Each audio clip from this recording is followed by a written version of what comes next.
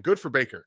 Good for him for come out on the other side of this, through the Cleveland Browns, through the Panthers, and to the Rams, now to Tampa Bay, where we see Jason Light and Todd Bowles get extended. We'll see about Todd Bowles. I'm not here to reinforce Todd Bowles being the end all be all at head coach.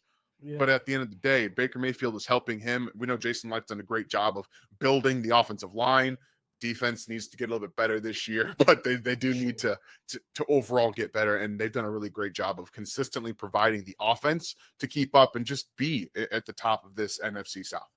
No, Baker Mayfield has, I think in Cleveland, remember they went and got Odell Beckham. You have Jarvis Landry. Yep.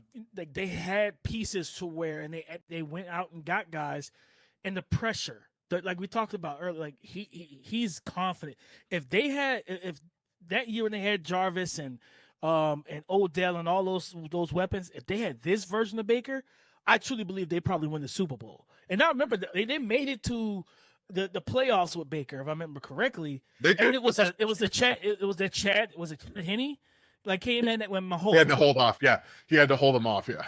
And it's like if not for that, they win that game, and Baker Mayfield's career might have lasted longer in Cleveland. You know what I mean? Like it's just the confidence is such a big thing, guys. Like it's such a big thing for quarterbacks. But let's transition here to another NFC South quarterback, a guy that you talk about confidence. Let's talk about Bryce Young with those Carolina Panthers, a young man that got benched after 2 starts last year. Dan, he struggled early in that season, but he ended up bouncing back. Right, he on the season last year, he completed 61% of his passes. He threw for 2,400 passing yards, 15 passing touchdowns, 9 interceptions on the season. He was sacked 29 times, far less than the 62 in 2023. Yeah. And you talk about just resolve, mental fortitude, mental resolve, and this was always a strength for Bryce. Bryce was always a guy that was mentally tough, and he believes in himself so much. So I believe he took that benching personal, and not to be like disrespected, but that players typically say, they take anything as motivation, anything you need. Like, you know what I mean? Tom Brady would be like, oh, you didn't think I was going to throw for 300 today? Disrespectful. It was just like, well, yeah, I mean, go against the number 1 defense in the league. Why would I think you go throw for 350? Well, I threw for 412. I'm like, okay, you took those comments and you use it as fuel. That's what the greats do. So I think Bryce Young is mentally tough enough in that regard, right? And then, like I said, Dalton didn't play well. I think here's the thing: if Dalton played well, I don't think Bryce I don't think Bryce would have gotten the job back. Dalton's play tapered off after a game or two, and they were like, "Yep, now it's time to go ahead and bring the young guy back in."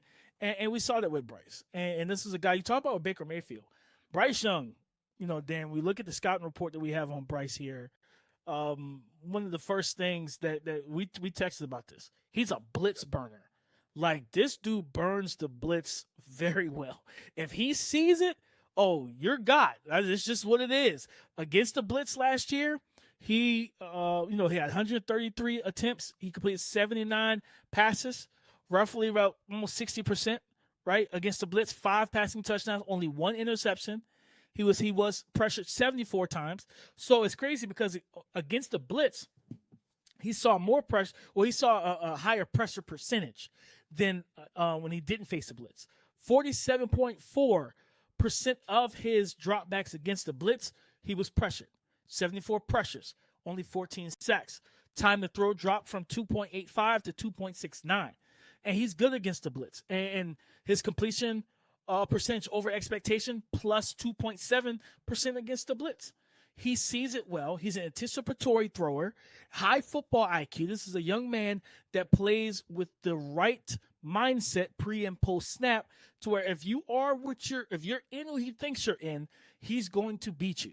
That's where he really lives at, is playing the game from the neck up and everything, Dan. And I think looking at Bryce, like, I think you posted a clip to Twitter, right? He had a free runner. He sidearms it right past him to I think it may have been mesh concept, but to a crosser, right? Got it in the middle of the field, got it to his guy. And he does that. He sees, because I'm going to tell you what it is, though, because it's like a gift and curse, because we've talked about his footwork before. He has like that kind of delayed, like straight drop back. So it's like you will see him, and and essentially what it is his read steps.